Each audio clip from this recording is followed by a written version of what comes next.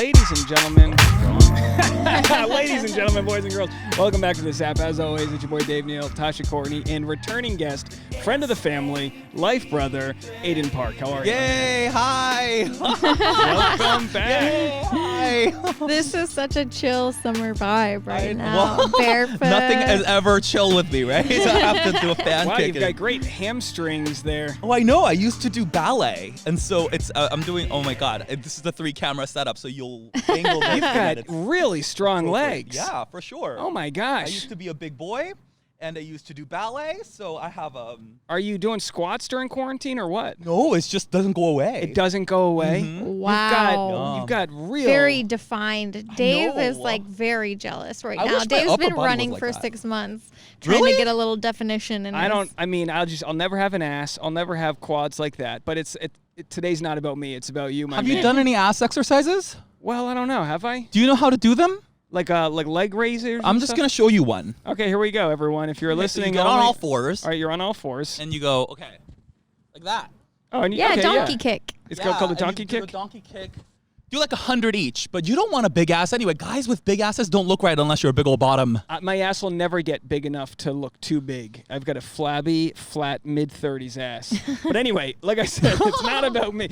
Maybe we're doing this wrong. We're doing a relationship podcast. We should just do, fitness. It should be a fitness lifestyle podcast. It's all tied in because you need to look sexy if you're going to attract a partner, don't you? You Because do. looking sexy helps you to feel sexy and confident, which is the number one thing that people Confidence notice. is sexy. That's you right. You gotta feel it yourself before you can exude that shit to others. That's right. For all those listening, if you're not on the YouTube watching this, you have to go on the YouTube. I mean, we are out here midday during these wildfires. It smells like a campfire. It's dark as It's shit. gross. It's hot though. Yeah, it's probably in the 80s or 90s. I don't know what It's this really is. hot. It is. We had to go change into lighter clothes. So we're rocking barefoot, tank tops, and shorts. This is very Tommy Bahama. But I wonder how stubborn I am as far as my career goes, that even the wildfires, the pandemic, it's like, what's it going to take for me to just quit this podcast already? You know what I mean? We're like literally on the brink of you can see the crest of the fires approaching us right now. And we're like, well, let's just bang out one more episode. Let's go for it. They have it in Canada. They have the smoke from LA is going up to Canada. It's just wild. Yeah. It's just insane what's going on.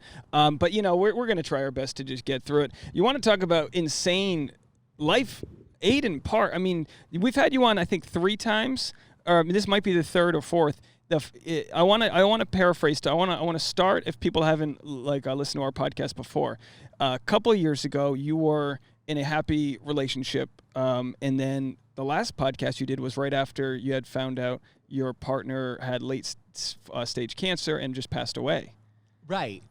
And that I was the last in the time. car with you after Yeah. he passed away. You were both crying. We're having a good chat. That was a real special time for me, a real bonding moment. But how you been? You been okay? I've been great. I mean, it feels weird to say that I've been great, but I've been great, Yeah, I think a lot of people feel that way after a traumatic event, or even people have been talking about this for 2020. It's hard when you know that it's hard to allow yourself to move forward into being okay, right? Yeah. Did you have to do therapy for that? Not really, but I just I had a moment not too long ago, actually, 2 or 3 months ago. And Michael died 2.5 years ago almost now, May of 2018. And since his, it was such a heavy event that any kind of emotional, negative emotion slightly, I would experience it, and then the Michael thing would get triggered. So I could sit in traffic and be frustrated at traffic, and that frustration would then trigger the Michael thing, which then would overtake me. Yeah, Yeah, just and a it's- full tsunami of emotion. Right. And I Whereas think normally it'd be like a little rain, but Interesting. I mean, because whenever anyone goes through a breakup, or of course this was a more serious kind of tragedy, you always just want to burn off those mourning feelings, so you can just celebrate what you had, celebrate his life, celebrate your partnership together, and things like that. Was there a turning point where you realized, I'm going to be okay? that was what I was talking about 2 months ago, right? I was literally thinking about how do I think about this, because I was still crying over him like every other day. I was missing him terribly. And then I realized a couple of months ago, actually, that I thought about like relationships and such, and having a partner, and there was a moment where I thought, wow, I could actually look at this and say, as far as relationships go, I can honestly, genuinely say that Michael and I really did it. We were okay. So and then I thought about this. Gymnastics. You know Simone Biles. Yeah. You know how she like won gold and won gold and won gold. And at some point in her life, she's reaching her 20s, she's gonna have to retire from gymnastics and go on and do something else, mothering, coaching, or whatever. And I started thinking about Michael in those terms. We really did. We were the champions. We really loved each other fully, heartily. Were we perfect? I don't know. Maybe we were a little codependent, sure. But we really did it. We won gold. So you don't feel like there was anything left on the table for you guys as far as like unfinished business? Like you were able to express your full love, which I think is such an amazing tribute to your relationship, to be able to get to that peak. And what's unfortunate with this world is that we're given these shit learning opportunities through tragedy to find out who we really are. The 1 hour, the last time he went to the emergency room, we knew that was the last time. It was going to be, we were fooling ourselves. We were like, okay, like maybe we'll get through it or you won't come out of this emergency room visit. And we both knew. And when we hit that point, at that point he was on like oxygen, and his feet and his arms were completely swollen. He couldn't breathe. He couldn't sleep on his back. So he had to sit up because of the fluid in his lungs. And I had to take him to the emergency room, and we knew this was it. And he was like, can we just sit here for an hour? Can you just sit here with me for an hour? And we did, and let's just say everything that we want to say. I love you so much. You mean so much to me. Next time we do this, we're going to stay together longer because this is really unfair for us to separate. And I said, like, I love you. And he was like, you show me every day, and I love you too. And it was a really special relationship. I really loved him. And another thing is, people think he was my sugar daddy just because he was older. And if he was my sugar daddy, I was on a low-carb frickin' diet, okay? Seriously. But I love that man so much. We left it all out there. Well, we could tell. He was supportive. I met him at a stand-up show. I think anyone who knew you guys could tell that. I should have brought sunglasses because Tasha's, you're tearing. I didn't know you were. Tasha's over there crying. We're going to have to I mean, it's a special thing. Emotion it's a special thing to... first of all, be able to talk about it, and we've talked about it on last episode, and that was probably over a year ago. I was probably a couple years ago, actually. And it's important to remember when you're going through tough times, the ability to express unconditional love and how powerful that is. Amongst all these other obstacles, they all become trivial when it comes to what's really important, which is your connection to those that you love around you. I feel really lucky because I've had that, and I feel very lucky because, not everybody gets to win gold we don't get to be Olympic champions. You know? Not everyone finds that special person. And you get it because you got that because not necessarily out of sheer luck, but it's because you brought a love to the table that was free flowing.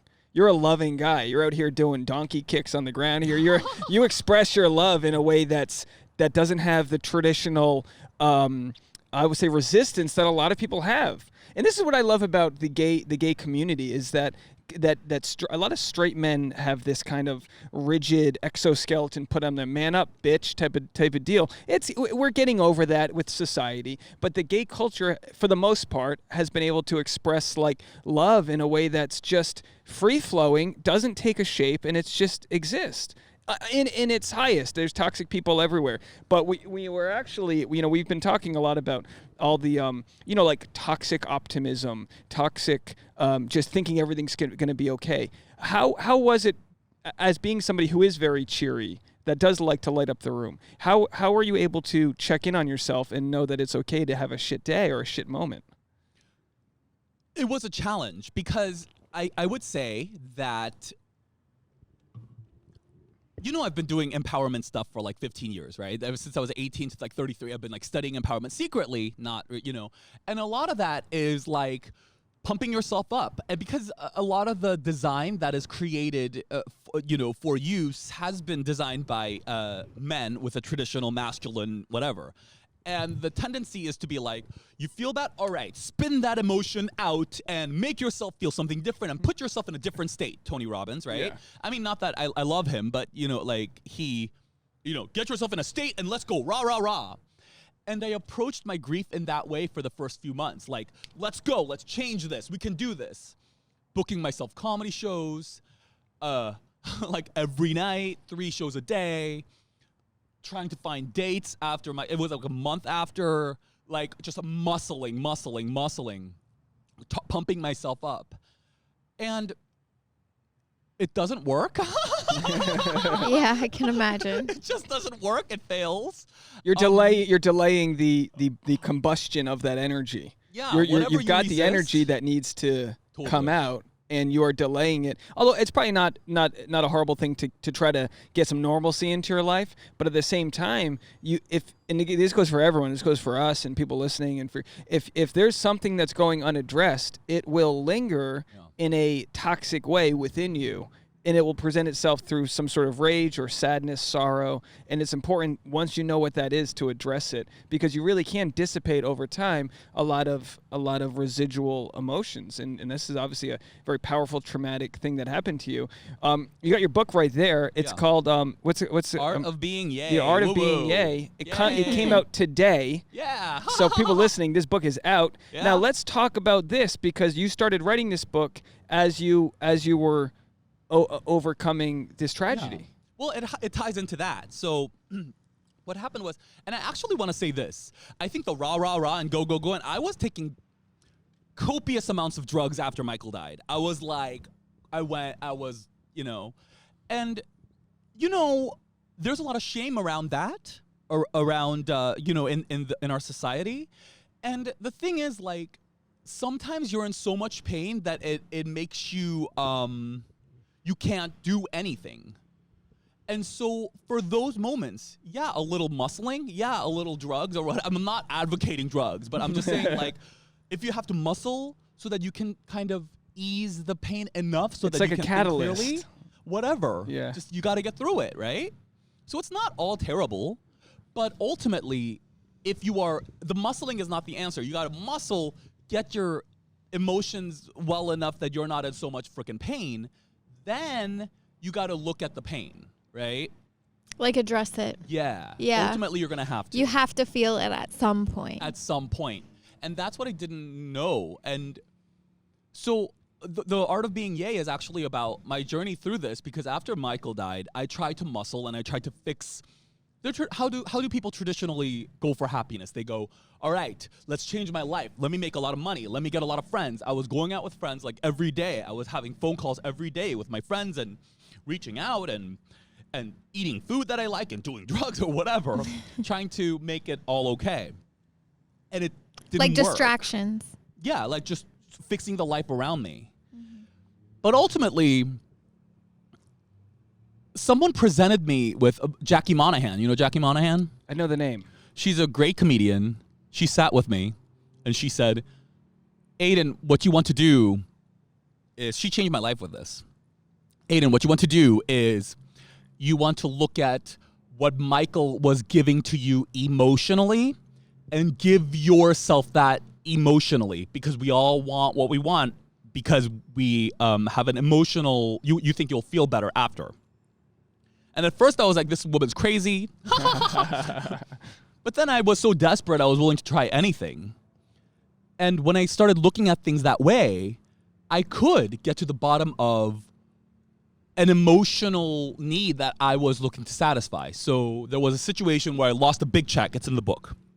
I lost a big check. Michael was the money accounting guy.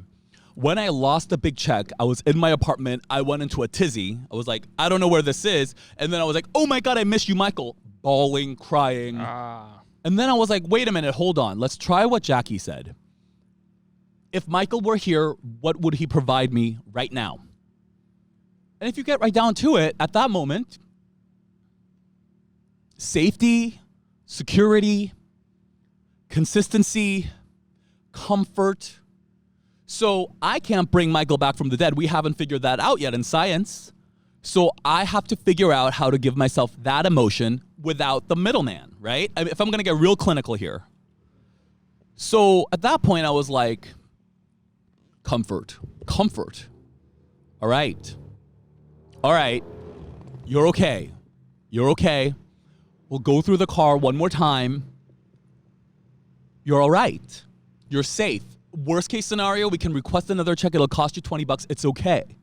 And talking to myself in those terms really was a shift for me, because now each time I miss Michael, it didn't work all the time. Sometimes I would just go.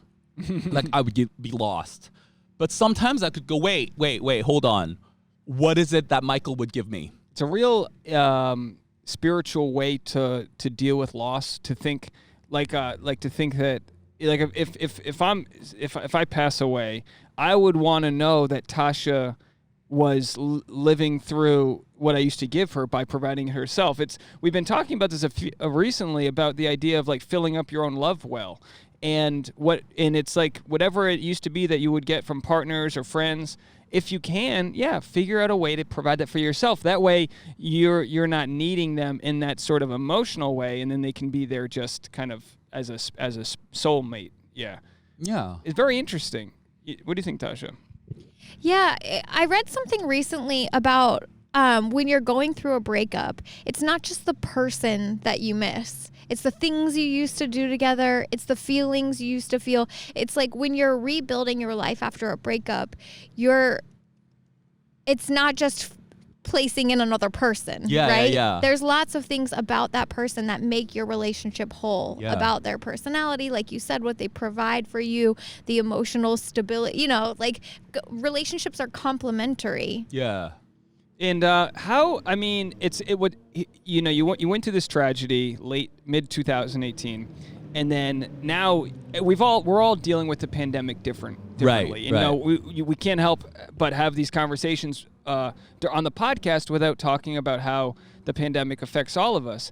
But you live alone, as we talked about before the episode. I don't in this pandemic have to deal with that psychological warfare. Mm-hmm. How do you go about living alone, being told basically that you can't mingle? You've had your livelihood taken away in the sense that stand-up doesn't exist in the way it did before.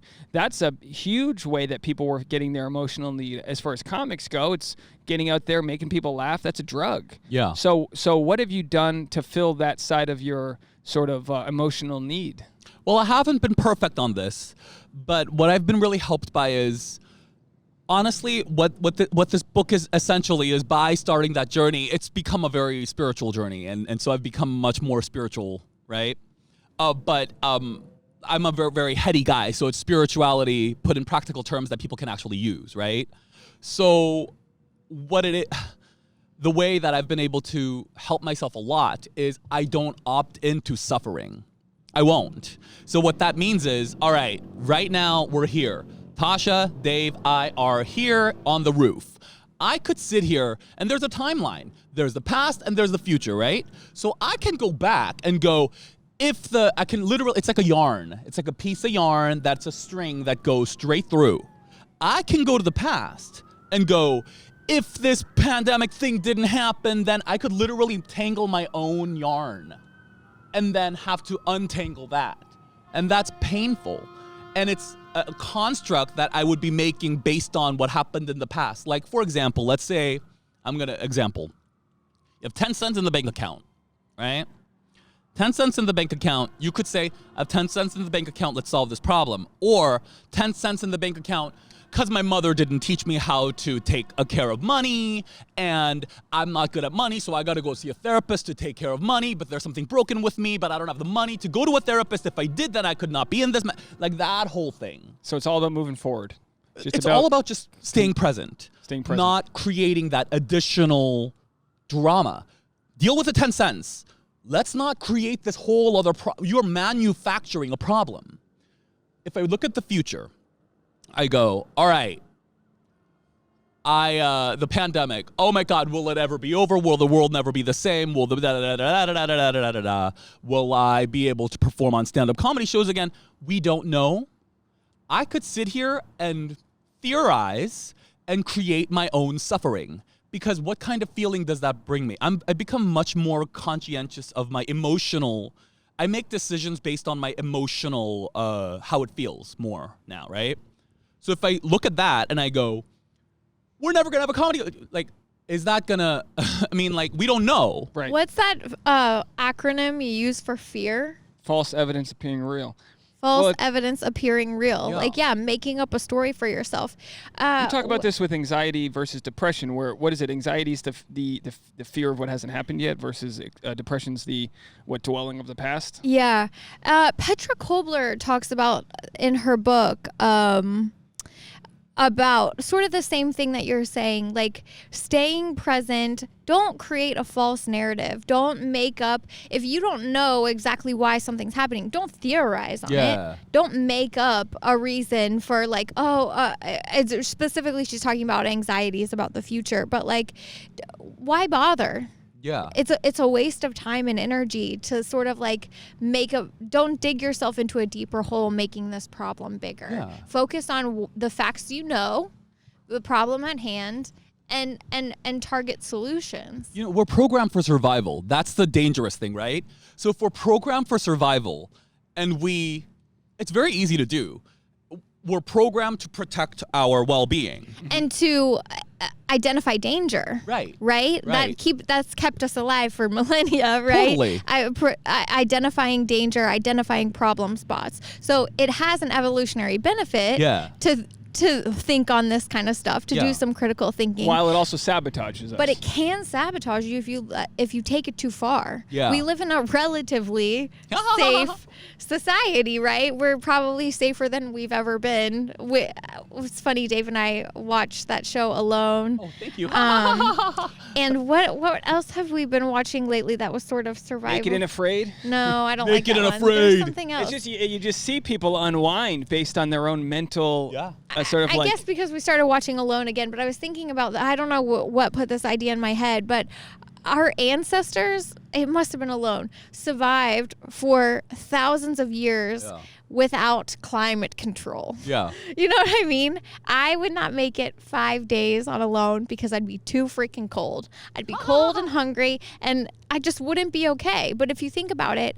the whole reason we're here is because our ancestors did. Mm-hmm. They did survive the cold Tasha's and got hunger.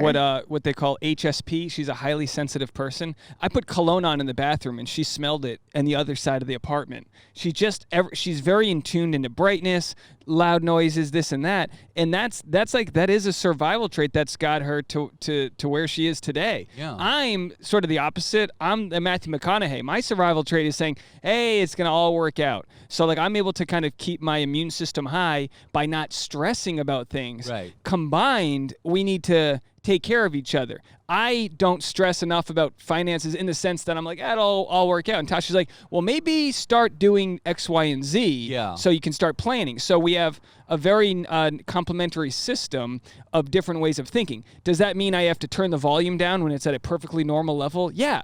Like she's everything. You know what I mean? You smell weird. You know when I smell bad before I do. You know, so you know all these things. But it's like you look in the benefits of what we bring to the table. But it is important, especially during the pandemic, to realize to parlay whatever this world's giving us and use it. We're on a fucking roof doing a podcast. Yeah. This didn't exist before the pandemic, but this is where we are. We got to, you know what I mean? We got to just adapt and be alive. Did you plan on writing the book before the pandemic, or did this come about because of the pandemic? I've been writing this book for a year and a half. A year? Wow. A year? Yeah, about a year. After the first 5 months of Michael, and I just crashed and burned, I started applying emotional principles. About 3 months after I started applying some of the emotional principles that I talk about in the book, I met my mentor. Her name is Aidan Park. She runs the business department at Pepperdine University, and now she works for Berkeley. Brilliant woman, Dr. Aidan Park, right? She saw me at a comedy show and we kept in touch, and she's this amazing lady. She was black. She is black. In the 90s, like, at one of the top PR firms working in this industry, which was a different time and stuff. And so she's got a lot of insight. Amazing. And she saw me right after Michael died. She was worried about me. And then she saw me after I've been putting this into play about February. I would say the big breakdown was November.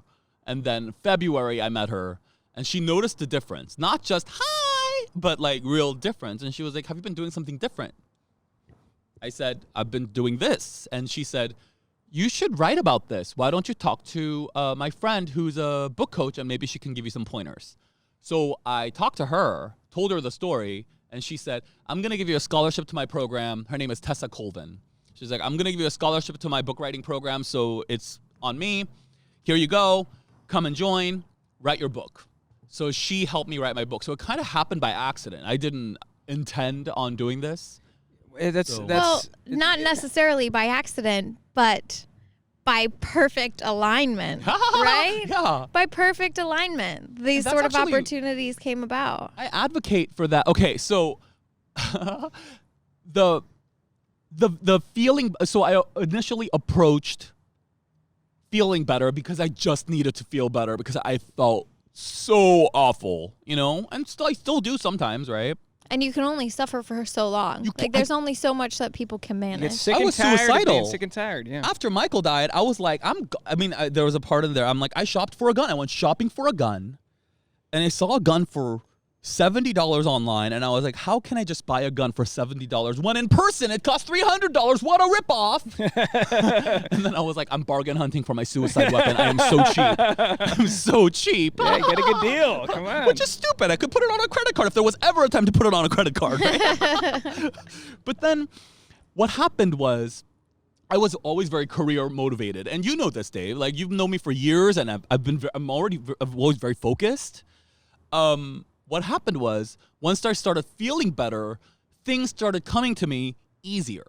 Because I was more confident and easier about things that I didn't need anybody else to be any different, da-da-da-da-da. And then I started getting stuff. People wanted to be around me. Job offers, like, easy. You've released the dam on the river of opportunity. Yeah, it's You just stop the second you can get out of your own way, which comes in its own course, but the second you can get out of your own way, amazing things present themselves. And a lot of times they come at the brink where you think there's no other choices, where it's either suicidal or some low depression.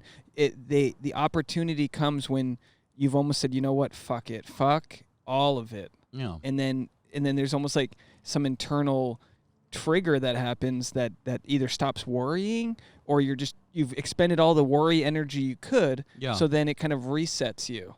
It's very interesting. We as a society, we study so many different things, and we don't know nearly enough about how the human kind of soul kind of reacts to rejection. But some people take decades to figure it out, and then some people, what might have felt like a long marathon of a journey for you, you can figure it out in a much quicker way because you're able to be in touch with your emotions. This is why your mentor found you. They always say your mentor finds you, right? Because you're out there, pouring your soul on stage. And if any comic, I could say, pours their soul on stage, it's you. Oh, You're thanks. big energy. I love watching you perform. It's fun. Oh, you don't know what thanks. the fuck's going to happen. That's how stand-up should be. And what I love about comics that write books, it might be your first book you wrote, but you've been accessing this spiritual voice for, like you said, 15 years. You don't need a degree at NYU book writing school to just all of a sudden, sure, you might not have the structure, this or that, but that's all for someone else to help you with. You've got the voice, you've got you've already got the medium of stand-up, and now you're applying it to book writing. What we talked about before you came on the podcast the other day was how you said for a while you were, I don't want to put words in your mouth, so you tell me, but embarrassed or shy about being spiritual on stage. Now you talk about you want to be more motivational with your act. Right. Well, it's not so much spiritual. It's more like so. Well, we were talking about NLP. Yeah, NLP. So right. let's bring that up. So what's the Spark Notes version of NLP? Okay, so it's Neurolinguistic Programming. Right. Neurolinguistic Programming is the way I like to use it is, all right. Oh, okay. I still have a hard time sharing about this, because I don't use it. I don't use it in the traditional sense, maybe, right? But Tasha has a mental map of the world, and you have a mental map of the world. What does that mean? Okay, so we can both agree that this is black, right? Brown. Is it brown? Maybe not. It looks black to me. I don't know. We're on a roof. Can we agree on that? We're on a roof, right? Yeah. But then there's all these things like, okay, so Aidan is Korean, but Aidan, based on his, and that's a fact. That's an objective truth. Objective truth. We're on a roof. Aidan's Aidan. But then most people in the world, 99% of the people in the world do not know the difference between subjective truth and objective truth. So what they do is they go, based on their past experience, make a bunch of subjective truth their objective truth, and that is now their model of the world with which they live. So I could sit here and go, Asian guys have a hard time in the entertainment industry. That's a subjective truth. I will make that my objective truth and function as if that is true. So you're creating limitations and hardships because of a truth that you've ingrained inside of you. Yeah, a false narrative. It could be a false. It's just subjective, right? So it's not.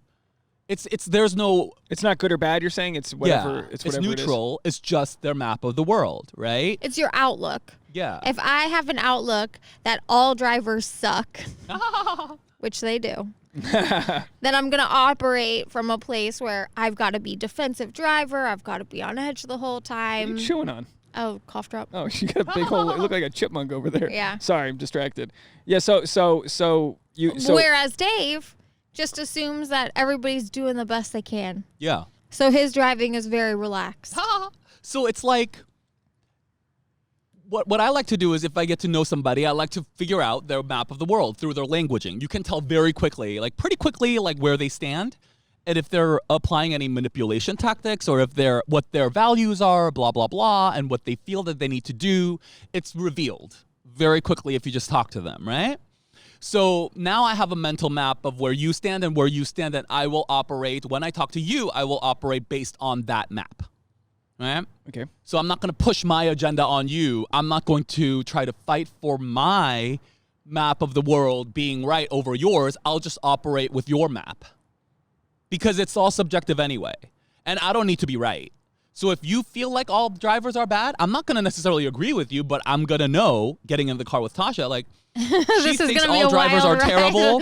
So maybe, I don't know, we can listen to some chill music or I don't know, whatever. There's so many options, but now I know how to make the best experience for the both of us based on the map that I'm aware of that you have. Brian, right? but I could have used this when I went to see my Trump-supporting family last week. I could have really used this, kind of lack of abrasion, really, because you're not sort of challenging people's Well, it doesn't views. work because.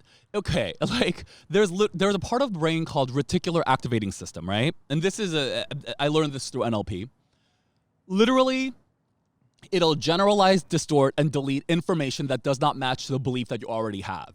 Wow. So if you come at me with Trump sucks, and I'm holding on to Trump for some reason, he's my life is so shitty that he needs to win in order for my life to be better. My facts don't matter. My facts won't matter to you. Yeah, it'll just and they'll see you as a threat. Because they'll be like, he is threatening what I perceive to be my way of surviving. So you become the enemy. Or if you do infiltrate and you do change their mind, it disturbs their reality. And now they are hopeless. That's highly uncomfortable. And people will avoid that at all costs. Yeah. It's called... It's a fight or flight, really. It's because it's like we all just want to be in our tribe. So you're basically, by challenging somebody, you're putting their wall up in a sense where they basically have to learn that for themselves. It's cognitive dissonance is what it's called. But here's the trick. If you get them to feel safe with you, they'll listen to anything. Here's the thing. If you go, okay, well, Trump, why do you like Trump? If they're like, I like Trump because I feel like I'm in a situation where I think he could really help me. It's like, I understand that you really want help, and you create that rapport. Later, I've had this. Hardcore Trumpers, right? Who'll sit with me at first sentence that comes out, I'm a gay Asian. They're assuming that I'm going to argue with them, so they approach me with that. I'm like, oh, whatever. After a while of talking to them, I can say, hey, man, like after they feel safe, I can say, now I know their map of the world, whatever. You know, it's just hard for me to vote Trump because I'm a gay person and it might be voting against my best interest. And, you know, you can understand that as a gay person, how I might have a challenge. They will say, yeah, man. Yeah, I can see that. Yeah. And that opens the door for it softens it. It's like you've created this one connection, which might be small, but all you need is a spark to create something larger. Yeah. And that's what I say whenever I deal with trolls online. I'll generally won't respond to somebody if they're really like vitriolic, but a lot of times I will respond because it helps the algorithm. So I go, oh, if someone wants to shit on me on YouTube, I'll listen to them. Yeah. I swear 99% of the time they apologize. And then they go, oh yeah, they'll be like, oh, your podcast sucked. You know, we got a lot of hate for this one episode, and a lot of hate. We got thousands of negative. It went viral. Why? Because we were challenging a guy's fan base online. And we weren't challenging his fan base. We were challenging him, and then it led into this like, man, fuck you. And we got a lot of fuck yous, a lot of go kill yourselves types of deal. Oh. But I go, hey, do that again. And for some, yeah, no, seriously. But for a lot of people that were reasonably upset, I was like, you know what? We recorded this episode about 2 months into the quarantine, and you're right. We were kind of lazy and didn't really execute our points. But we tried the best we could, and I say, you know what? If you listen to our newer stuff, we're up on the roof. We got a little bit more passion. We're kind of like seeing the light at the end of the tunnel. We're not kind of like cooped up inside during the greatest quarantine of our lifetimes. And a lot of people go, you know, okay, cool, like I get it. Yeah, all right, you just had it wasn't your best, you know, whatever. So by being humble and not being responding, you know what, man, fuck me, fuck you. By not doing that, 99 times out of 10 people go, oh yeah, I was really harsh on you, you know, blah, blah, blah. And it kind of just dissolves it. Yeah. And it's not about winning or losing. It's about me not getting my blood pressure up, knowing that they're human, even though their commenting and trolling is super toxic. It's usually just a bunch of people that want to be heard. Yeah. It's like, what are they, like, I think it's such a good point. It's like actually whenever people do something, they're actually going for an emotional result, right? So when they say something mean online, it's generally, what is it? It's not to tell you that you suck. It's actually a cry for, they want to feel significant. They want to feel heard. They want to feel, they see you as an enemy because it contradicts their belief on their world, you know, whatever. What is it that they're trying to get emotionally at the end of the day? So when people do things, you can actually take a look at like, all right, like, why did they do this? What is it that they need? And when you start functioning from that end, it actually, can I tell you a story? Sure, sure. So I was helping my friend with a funeral that she was putting together with her uncle, right? And I was there to support her and blah, blah, blah. And I was helping move groceries in. And the uncle was like, bring all the groceries from the truck to the dining room table. And so I did. And then, but he's older, so he can't move, right? So he sits there and he goes, okay, well, what's in that one? And I'm like, Capri Sun. He's like, that goes to the front door. So now we're backtracking. And the way we're doing it is open that bag. There's like, I don't know, 40 bags. You open the bag, tell them what it is, one item at a time, moving it back. It's not a smart way to do it, right? So it's not, and so at that point, my initial instinct was to go, hey, let's do it a different way. But then I stepped back and I was like, okay, so what is the big function of this? This man lost his brother. He feels that he needs to be in charge of this. What is my job here? My job is not to get this done quickly. My job is to help, be supportive of these people the best I can. What is the best thing that I could do to support these people? Let him be in charge. I'll walk back and forth as many times and respect that he needs to do this and honor it. You know, you're not putting someone in critical danger. It's like how I let Tasha set up the tent when we go camping. I could figure it out, but you do it better. You know where everything goes. And I think the real strong case for a leader is somebody who's willing to delegate and let somebody do something, even if it's not the way they would do it. Yeah. You know what's so awesome? Can I tell you this? Sure. I'm going to get so much This is your podcast. pushback for You do whatever you want. My favorite TV show was The Apprentice. Okay. Like, seriously, I learned all my business. Okay, I didn't go to college. I learned all my business tactics from The Apprentice. Like, I ran 4 years of Laugh Factory show, the LGBT show, from what I learned on The Apprentice. Like there was an episode where this girl had to put on a circus and sell a bunch of tickets, and she went, Kendra from season 3, she went and approached all of the kid stores around the area and said, you give us something to raffle off and we'll raffle off your item and advertise, and you have to send out our, advertise for us. And so I was like, that's a good idea. So when I had my show at the Laugh Factory, I was like, I went to, all the gay places in WeHo and said the same thing. I followed that exact same model and I sold out that show every time based on what I learned on The Apprentice, which is, wow. It's so awesome. Trump Business School actually did something. It actually, I learned so much, you guys. Marketing, your branding, because you can see who gets fired for what reason, right? Right. And my favorite thing I've ever learned on that show is this guy was very loud. He was like, I'm putting this together and da-da-da-da-da. And then he had they were in the final 2. He was with a girl who was like, okay, she was very laid back. And they were like, well, why should we pick you instead of him? He directed everything, right? And she was like, I let him direct because he was the director, but I was the producer. And where he was falling short, I knew. But he can't do what I do. I can spot where he's going to fall short and fill in the gaps. He cannot do this. He can only direct. So I let him direct. And she won. And I thought that was so beautiful because I was like, that's the way to live life. It's like, let people be exactly how they are. You know the mental map. Let them do it. It's not hurting anybody. Yeah. It's great. That's It's great. a great way to be. Now, what's the overall reason people get into NLP? What are they looking for? Is it about bonding with others, or is it about what? Because I hear about Neurolinguistic Programming in the dating world, where in the seduction world, where it's learning how to connect with people. Why did you get into it? Just so I'm clear, I was thinking that NLP was the thing where you touch pressure points. Is that a different acronym? That's also it's the same one. Okay. Yeah. All right, you can't hear this, Yeah, but the we're getting NLP. some weird feedback here. I gotta Are we? fix this. Yeah, there's a radio station getting tapped into this. Do you hear? Are you okay now? I hear it. What the fuck is that? It's literally a Spanish radio station. right. It's very low in the background, but I don't want people to think that it's Have we ever been able to hear it on the track before, though? Does it actually stay in think the it- recording? It does, but we're fine now. It just went away. Okay. We'll deal with it. So if you sorry. So Well, if you hear a Mexican radio station, It's like Yoki Sentiera. right. You're just making stuff up. So it is the pressure point thing. it is. NLP, again, controversial talk.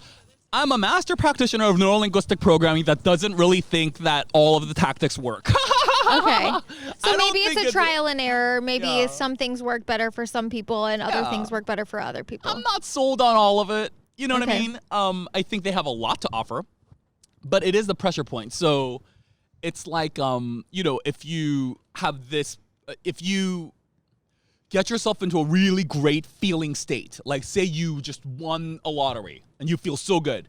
At that moment, if you touch this area right here, right, or whatever, Your whatever middle area, pick knuckle. whatever area, Okay. right, Any like place. here, whatever, somewhere that you wouldn't necessarily feel it. Now your brain has linked that feeling. It's an to association. Association. Okay. So you can bring yourself into state. I feel like I won the So if lottery. every time you're feeling 1000% you touch the same spot, then theoretically, if you touch that spot when not in that state, you could trigger that state. Correct. Okay. Wow. This actually is kind of beneficial for actors. If every time you're sad, you touch a spot, Yeah. and then when you need to cry on camera, you just touch that I would spot. love to give Tasha a spot so that way if she's in a bad mood, I can just touch her shoulder and she's happy again. That would be nice. Now, how does NLP how do you use NLP within stand-up? Okay. So okay. It's very unconscious. It's a very subconscious kind of thing. We all do it. Look at us right now. So Tasha's legs crossed. Your legs are crossed and my legs are crossed.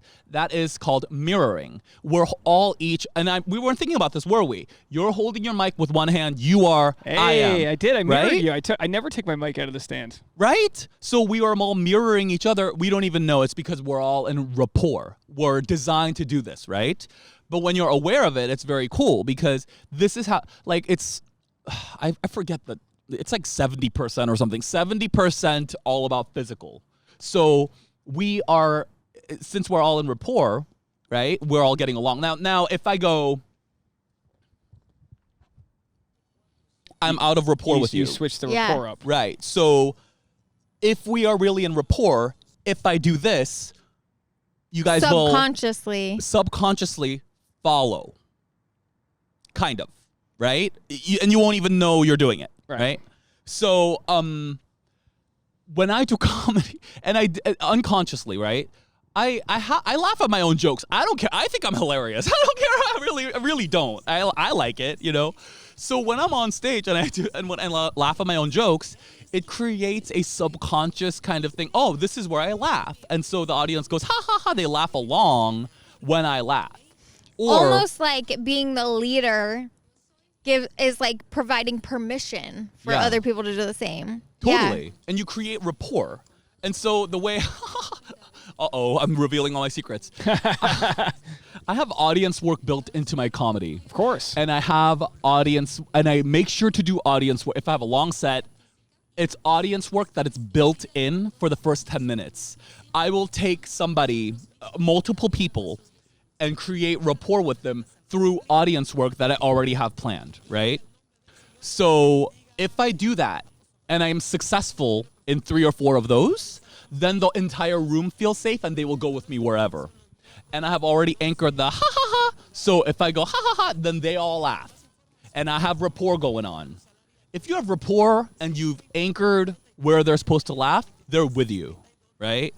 So I think it's been really helpful in that way in stand-up comedy. Yeah, it's one of those things that once, just like you said, it's cool once you are aware of it. Yeah. Because you can sort of, not manipulate in like the bad sense, but you can you can provide permission, you can provide comfort, you can lead people into the state that you would like them to be in. Yeah, it's really cool. You know, I think it can be used for not necessarily the best of intentions. Yeah, like the dating world Dave was talking about. What is that, honey?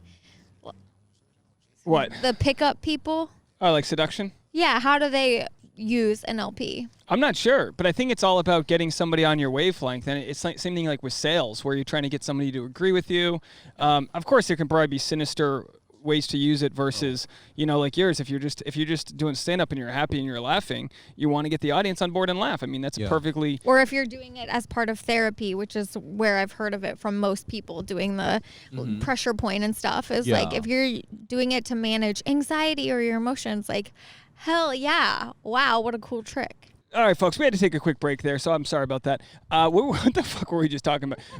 We're talking about NLP. We had some technical difficulties here on the roof. Even though it's cloudy and there's literally soot falling on us. It's still bright as hell. It's still so I got hot my sunglasses. and bright. The thing's heating up. We got a Mexican radio station kicking in. If you hear that in the background, don't change the dial. That's just the way we do it here in Koreatown. But anyway, let's finish strong here. So we were talking about NLP and how it relates to different, whether you're in sales or trying to, relate to somebody, but as a stand-up, you're trying to relate to the audience. Yeah. So you got to go up there with a certain energy that they're going to relate to, or bring them onto you. So like taking a crowd that's not laughing, but if you go up there on stage laughing, you're dictating what's going to happen. You're creating this trajectory.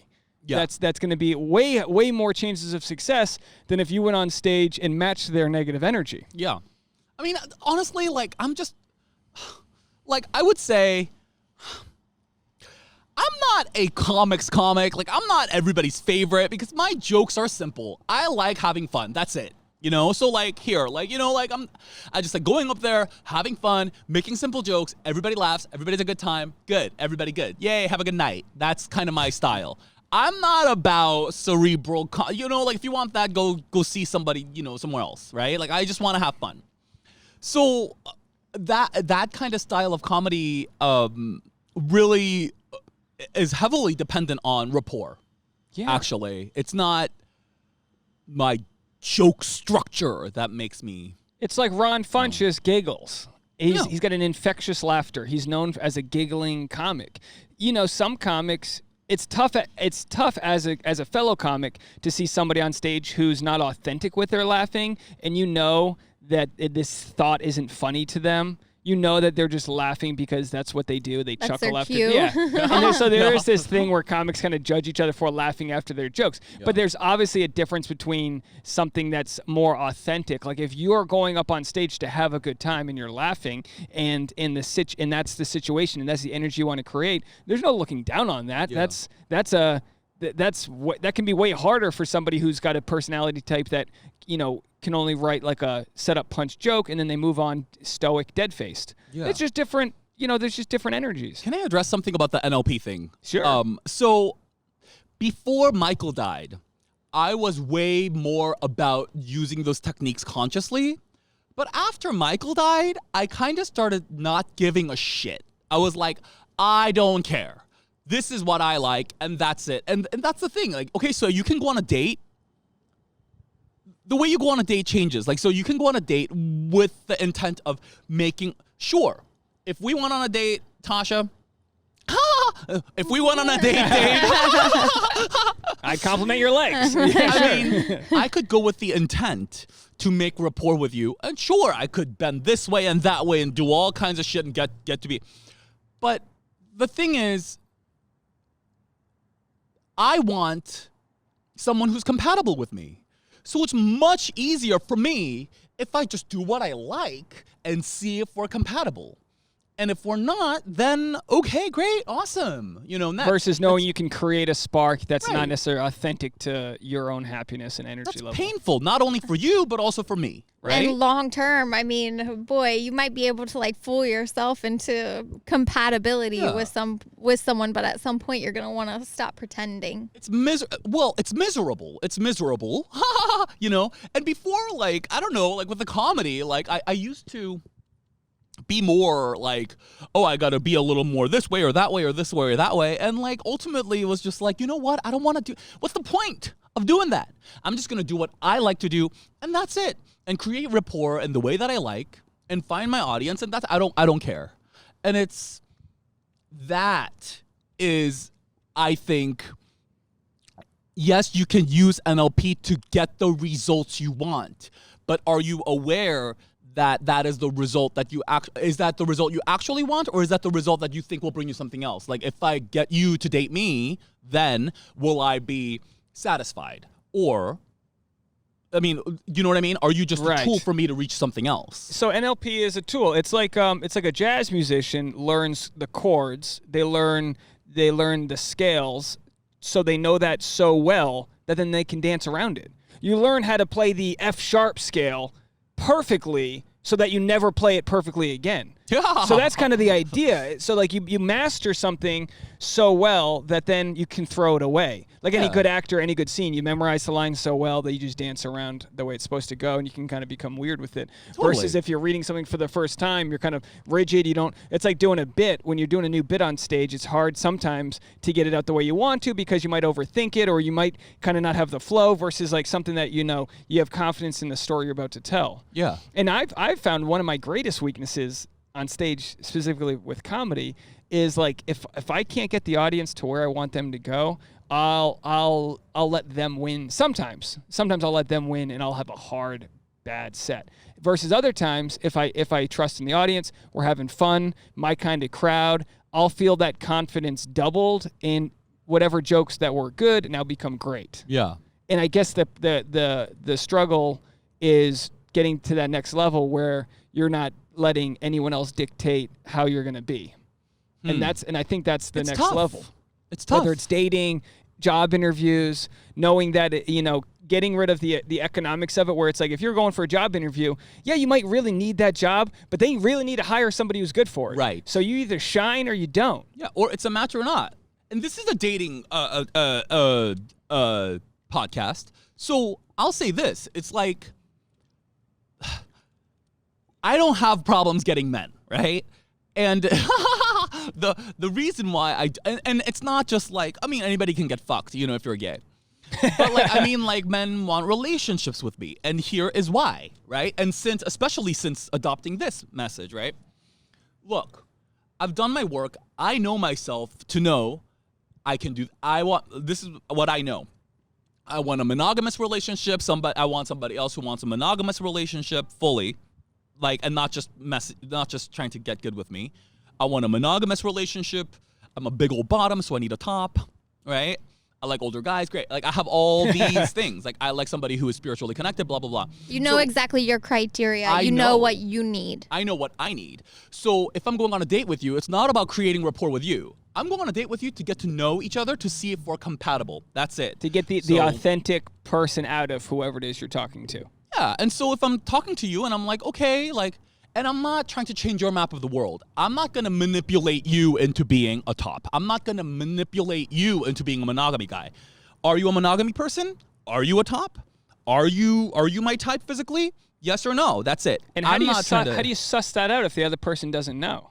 Like when Tasha and I first started dating, I had not been in a committed relationship really. Yeah. So I didn't know if I possessed that ability to be that guy. Well, you feel it out. You feel it out and you see, you know what I mean? And you just see where it goes. If they don't know, that's an honest answer. Great. If you don't know, you don't know. Great. You know what I mean? But it puts you in a place of having such power because, again, I have no interest in changing you at all. You're perfect. You're a big old bottom. That's perfect. That's great. You should find the top. That's great. Awesome. We can be great friends. Great. You want open relationship? Great. You go open. So, like, no judgment. I just want to know who you are, see if we're compatible. Versus someone saying, I'll call you next week, knowing full well you're not compatible with them, and then you just ghost them. Do you know what happens? Not even the ghosting. Like, just getting it wrong and playing along with someone who is not actually the right person for you. It's interesting because obviously you've got it very figured out. But do you think that the gay community in general is more in touch in that way? That they're less inclined to, like, put up with bullshit that's not exactly right for them or, like, fake it? Because I think that it's something that I don't know if there are as many people, and maybe it's just individuals, maybe I'm really generalizing, that are in touch in that way in straight relationships. Right. You know, because straight relationships, I see women all the time doing just like jumping through a lot of hoops, like doing a lot of mental gymnastics, trying to convince themselves that this person is compatible for them. Right. And that thinking this is she'll change him later on down the line, which is going to cause a big problem. Yeah, is this relationship actually worth pursuing? Yeah. You know? By the way, it's not a gay community thing. It's a people thing. An individual. People don't know them. I'm sorry. That sounds so harsh. People really don't know themselves. NLP makes you know yourself, right? A lot of people haven't done the work because No it awareness. is very challenging. It's challenging. And you have to have a lot of confidence to be able to jump into yourself and know, this is exactly what I want. This is exactly what I need. I'm okay with walking away from something that isn't exactly perfect. Right. That requires boatloads of balls, right? The thing that the way I got there was the Michael thing, right? So when I met Michael, like, we were kind of codependent, right? Like, I was dependent on him for my feelings of safety and confidence, right? So as I started approaching these things where, what would he give me? Confidence. So I started habitualizing myself into states of, into being able to provide myself confidence, provide myself whatever I was leaning on him for, right? Now, relationship isn't as necessary for me. It's not like, oh my God, I need this so that I can get my need met. It's more like, if we're a match, let's have a great time. If not, okay, cool. And why would you settle for less than best when you know what best looks like? Yeah. And you've got it all going on for I was yourself. fucking Simone Biles with this, Michael. Why do I need to go and do Junior Olympics? Do you know what I mean? Like, I don't need that. There's somebody listening right now that's getting ready to dump their boyfriend. They're Well, like, it's just not going to be satisfying, right? It's You just not gotta going to know be the yourself. same. And like, that's the thing, like, you know, whatever listeners, like, I really like, if you know yourself well enough to know what you're looking for, and you're not, this is the best advice that I can give for happiness. Best advice. This is a piece of wood. Don't sit there and go, why aren't you metal? You're a woman. Why aren't you a man? You know, and she's like, no, but like, you know, and if the relationship is dysfunctional enough, you might be, you might be like, I can be a man. I can be a man. Look, watch. Hey. You know, I take the bottom. I can be like, hey, why can't you be a top? And they go, I can be a top. I want a relationship so badly. I can be a top. That will never be a top, okay? It's a bottom. So I don't want to change anybody. And if I sense that you're trying to shift for my benefit or because you need to get your need met, that's a danger. Because that is not truly who it is. This piece of wood can tell me all day that it's a piece of metal. But it's not going to be a piece of metal, and I don't want a piece of metal who is actually a piece of wood. It's like the giving tree, right? The giving tree was the most codependent thing ever because it cut itself to pieces to give to this guy until it was only a stump. No. It couldn't even offer him shade. It was just a stump for the guy to sit on. But what happens when you're codependent is you'll give, like the giving tree, but then you'll resent when it's not reciprocated. Yeah. And it should never be reciprocated at that level because it's too much in the first place. Yeah. And you know what? You want to know something? Tasha, here's the thing. I can't fuck you, okay? But you're so great, and I love you just how you are, and you're so cute. I have this great, cute model friend that we can be friends with. I get to be the casting director for my life.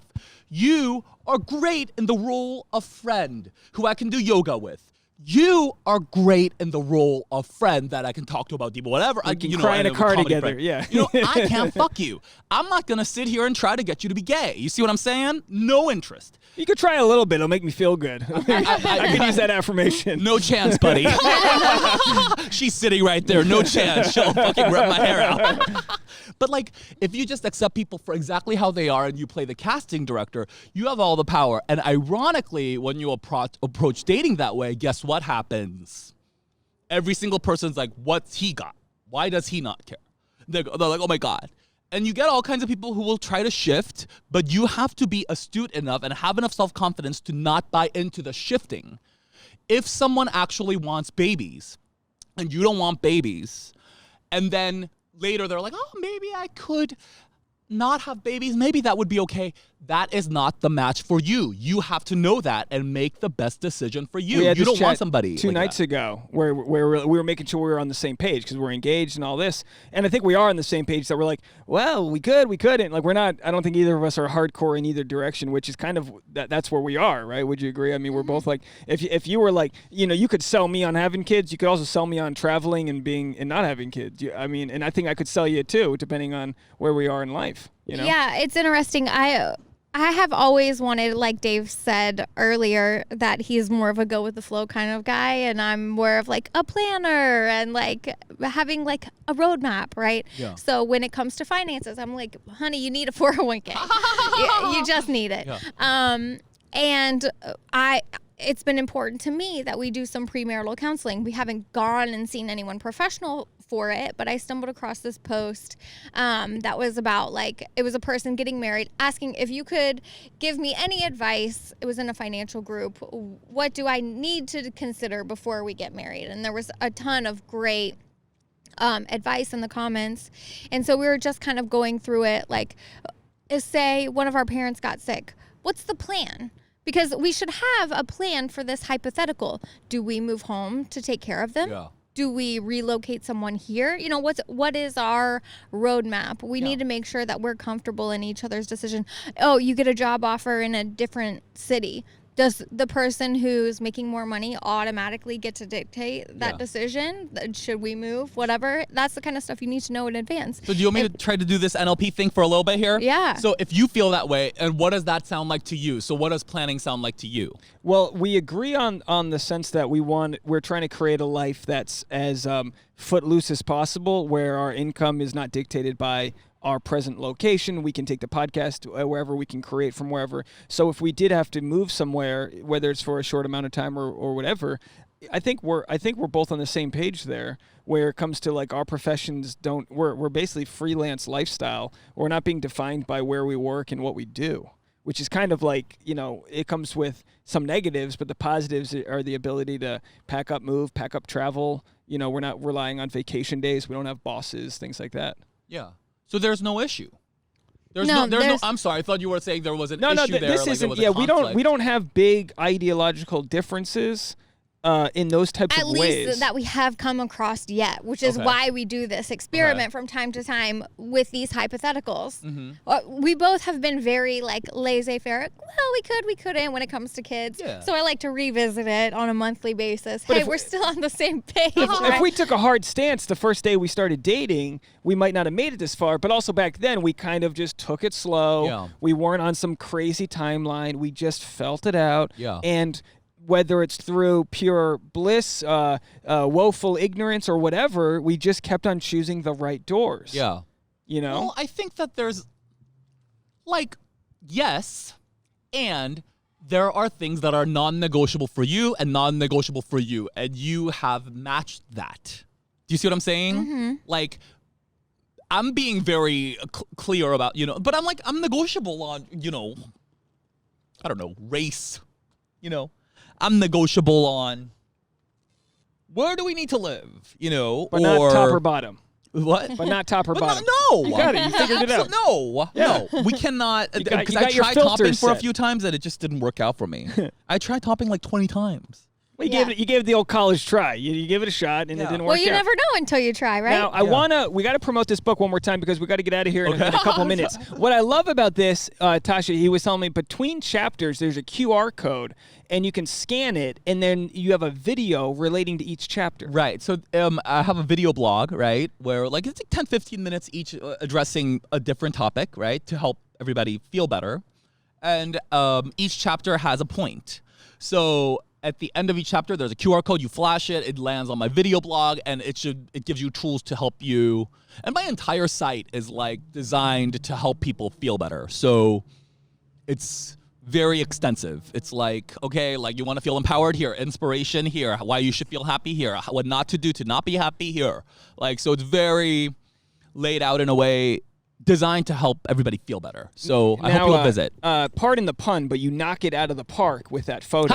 That is the best cover photo of any. And then what, Tasha, I was just going to read it. So what's the cover say? It says, The Art of Being Yay, the OMG NSFW Memoir and Guide to Authentic Joy. And you have a foreword by Margaret Cho, who I believe is the most famous Korean comedian of all time. Am I She's wrong? the first person I saw on TV when I moved here when I was 9. She gave probably Koreans more representation in the U.S. than I you tell me if I would Yeah. assume she's up there. How do you get someone of her stature to write the foreword for you? I asked. She was she's been very generous. I opened for her a couple times, and I've been on a couple shows with her, and we stay in touch. And so when I said I was writing this book, I thought, please, it'd be really great to have you write the foreword, and she was happy to do it. That's amazing. She's very generous, very kind, very fun person. That's amazing. Yeah. That's amazing to have someone kind of co-sign your book like that. Yeah, it's Tasha's pretty flipping cool. Through.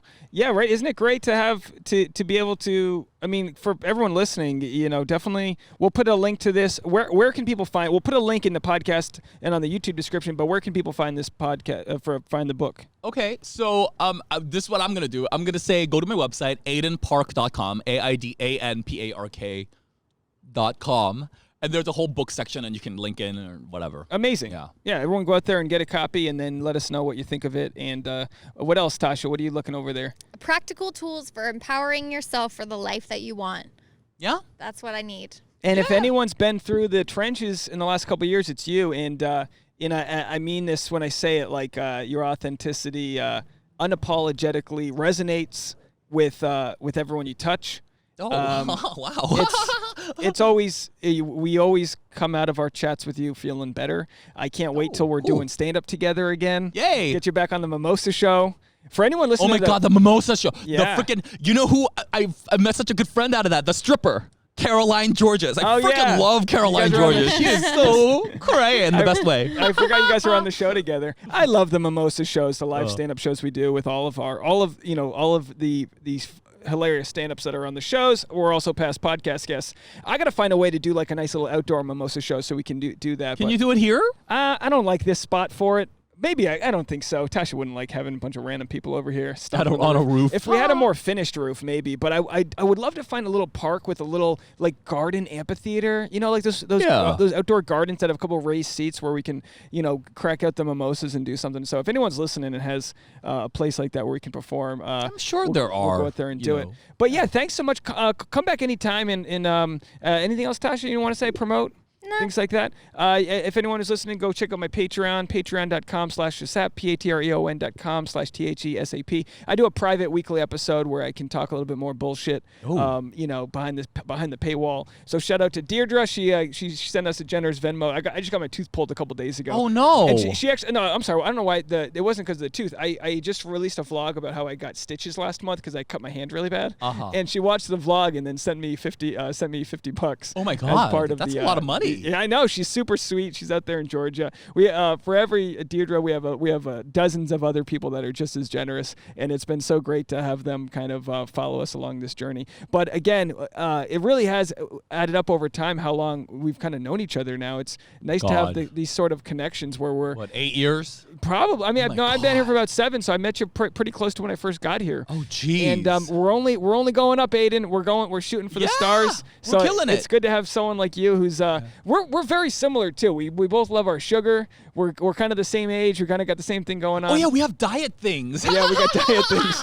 So anyway, we gotta hang out more and not just podcasting. I know it's tough with the pandemic and everything. And but you guys are awesome too. Can I just say, like, you guys are like, with the pandemic going on, I think you guys are doing so great with creating your own content, and you guys are hustlers. So like, you guys all know this, but I'm just saying it out loud. I appreciate it. Thank you. I accept all That's forms very of compliments. There's no stopping that. Thanks again and lastly, Instagram and anything else you want to promote. Aidan Park Show, AIDANPARK Show, Aidan Park Show. And then aidanpark.com to buy the book, The Art of Being Yay. That's the podcast. Thanks so much for coming by, Aidan. Thank Appreciate you. it. Bye, everybody. Bye.